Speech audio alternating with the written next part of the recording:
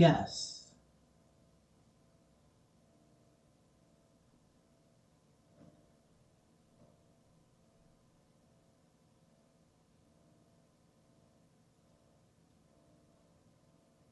Technical difficulties. Again, welcome to the House of Tanya 23.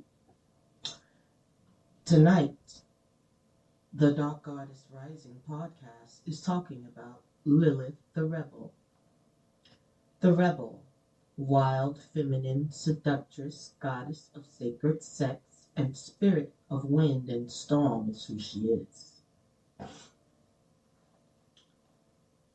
Lilith's legend extends far beyond the biblical interpretation of her as a demonic monster.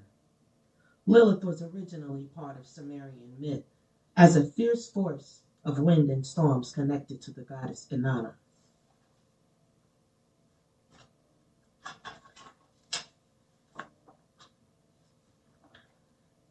A great halupu tree once stood on the banks of the Euphrates River.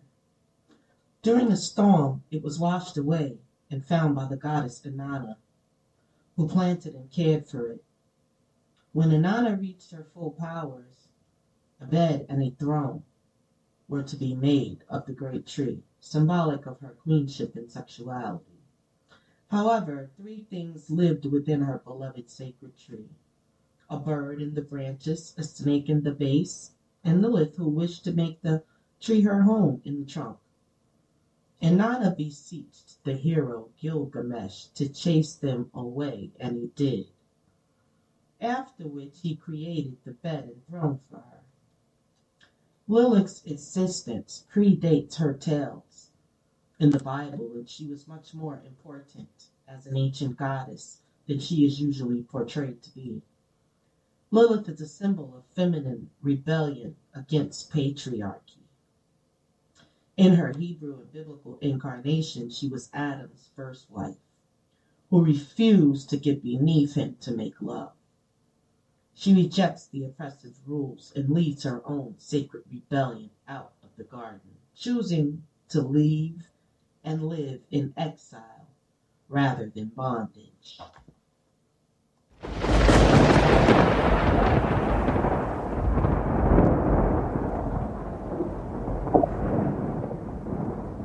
In her depiction as the rebellious first wife of the biblical Adam, she painted with the brush of original sinner. She was painted with the original brush of an original sinner, Disobedient, disrespectful, and wild, she refused to bow. And so she was made into a monster, cursed to give birth each day to 100 demons which were killed. Quite a punishment for saying no to a man. Lilith is often connected with sexuality, passion, and lust. As so often occurs in patriarchal stories, she is portrayed as a demon for refusing to lay down her will in deference to the dominant rule of her husband. Lilith symbolizes our journey from the known into the unknown. She is the embodiment of standing up for your body, our rights, and our freedom, and of the willingness to leave to make your own path. Lilith is a survivor. She tells us we too can find great strength when the storms of life rage and we are swept from where we once found comfort. We have the power to rebuild our lives how we see fit and deserve a home to call your own. Through Lilith, we connect with our refusal to submit, to bow down, and be ruled by another. Her story is the ultimate rebellion in the face of the patriarchy, and through her, we tap into a vein of feminine power. The snake was sacred to her, a link to the medicine of the earth and to our realm. She is often depicted as having wings and the feet of birds and claws.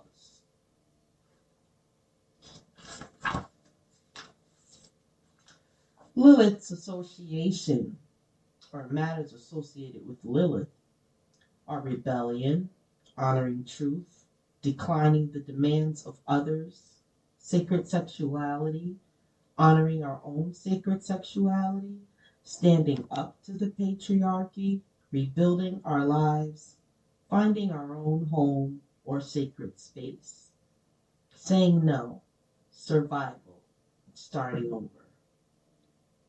Lilith's affirmation is no means no. I decide for myself and my body what is right. I will not lay down my needs for anyone. I honor my boundaries. I embrace my sacred sexuality. I am whole on my own. I release the need to please people. I plant and tend my own sacred garden. I freely put my roots wherever I desire. I am a powerful creatrix. No one has the right to tread upon me.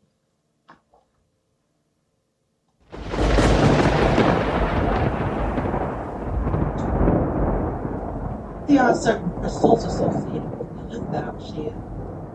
Serpentine, garnet, ruby, black obsidian, carnelian, jet, malachite, snowflake, obsidian, black tourmaline, and black kyanite. The colors, her colors are black, red, and green. Plants and oils that represent her are any vines or plants with thorns and the tree of life. Archetypes, the rebel, wild feminine, seductress, goddess of sacred sex, and spirit of wind and storm. Symbol, owl, snakes, and trees. Awesome.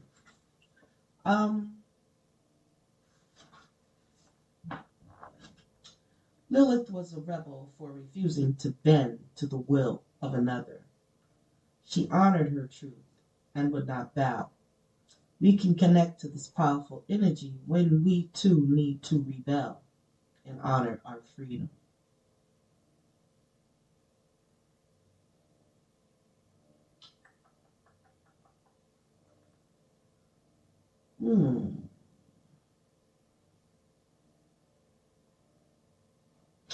So I will share this.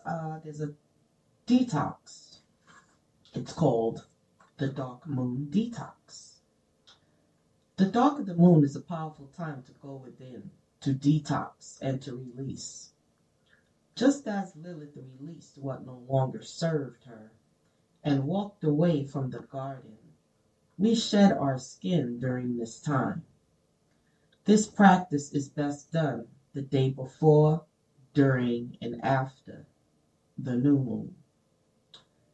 During a period of detoxing, we clarify the body to align and support our intention. Try to eat cleanly.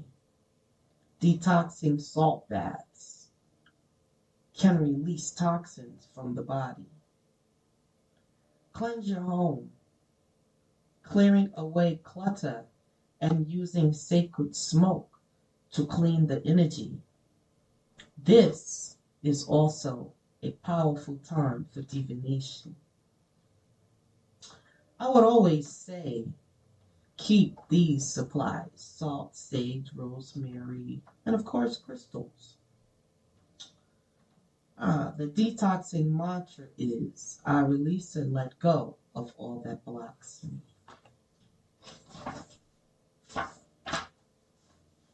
The legend, the goddess, the energy is still very, very prevalent. So it can be tapped into just the way I told you. And there is an invocation of Lilith.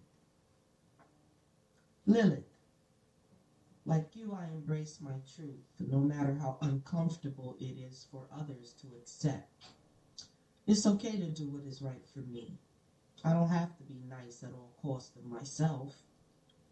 My sexuality, my body, and my attention are mine to give. I freely choose my own path. I will not bow. I will not tend to the will of others. Lilith, grant me the strength to walk away from all that no longer serves me. Give me your power so that I can rise. Amen, Ra, Ashe, and so will it be. And this is the end of the episode of Dark Goddess Rising.